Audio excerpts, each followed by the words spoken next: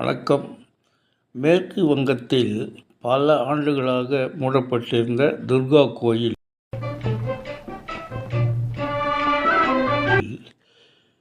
திறந்து வைக்கப்பட்டுள்ளது. 10 ஆண்டுகளுக்கு மேலாக மம்தா பானர்ஜி மேற்கு வங்கத்தில் முதலமைச்சராக இருந்தார். அவர் ஆட்சிக்கு வந்த உடனேயே இந்த துர்கா கோயிலை மூடும்படி உத்தரவிட்டிருக்கிறார். அதனால் மூடப்பட்டிருந்த துர்கா கோயில் பாரதிய ஜனதா பிஜேபி வெற்றி பெற்ற உடனே மறுநாளே பக்தர்களுக்காக திறக்கப்பட்டு, பல ஆண்டுகளாக மூடப்பட்டிருந்த துர்கா தேவி கோயில் பிஜேபி வெற்றி பெற்ற மறுநாளே பக்தர்களாக திறக்கப்பட்டுள்ளது.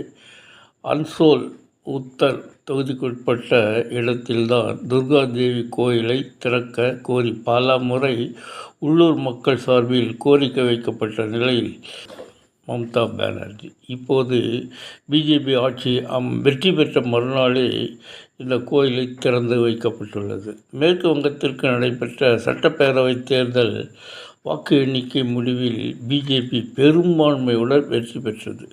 294 தொகுதி உள்ள மேற்கு வங்கத்தில் பிஜேபி 207 இடங்களில் வெற்றி பெற்றுள்ளது. திரிணாமுல் காங்கிரஸ் 80, காங்கிரஸ் 2 தொகுதிகளில் தான் வெற்றி பெற்றது.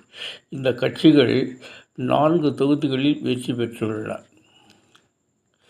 இந்த நிலையில் மேற்கு வங்க மாநிலம் அன்சோல் உத்தர் தொகுதியில் நீண்ட நாட்களாக மூடப்பட்டிருந்த துர்கா தேவி கோயில் இன்று முதல் அன்சோல் உத்தர் தொகுதி வேட்பாளர் கிருஷ்ணானந்த் முகர்ஜி வெற்றி பெற்ற பிறகு இந்த இந்து கோயில் திறக்கப்பட்டுள்ளது வைத்துவிட்டார்.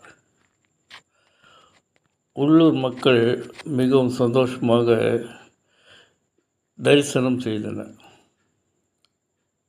கல்கத்தா காளி கோயில் என்பது மிகவும் பிரபலம் என்பது உங்களுக்கும் தெரிந்திருக்கும்.